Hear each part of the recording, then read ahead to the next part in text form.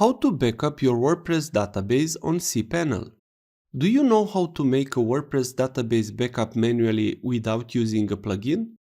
Knowing the manual method allows you to create a database backup whenever you will need it quickly. This video will show you how to make a WordPress database backup manually with a cPanel account. Let's open the browser. On the browser, enter into your cPanel account. You can do that by going to your domain name /cPanel. Log into your cPanel. On a cPanel account, you can have multiple databases. So just to be sure we are backing the correct database, we need to check the exact name. If you have only one database, you do not need to do this. Click on File Manager. Go to the path of your WordPress install. This is usually on folder public _HTML, but it can be a different path. Here find the file wp line config.php. Right-click the file and from the menu click on Edit.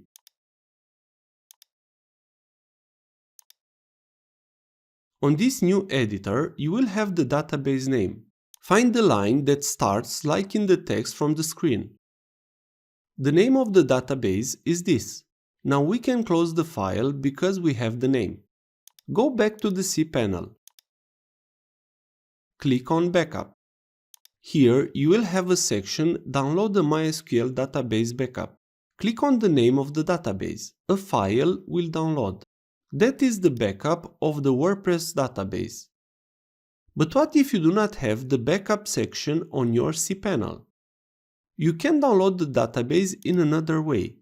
Click on phpMyAdmin. Click on the name of the database you want to download from the left. Click Export. Now tap on Go. The database will be exported. Please note that this method is not 100% safe. I had times when the full database was not exported using the last method. If you have a very big database, this might happen. So these are two ways to backup and export the database from your WordPress site using cPanel. If this was useful, please like, share and subscribe. You can also watch more videos from the right. Also, if you have any questions, please ask them in the comments area below.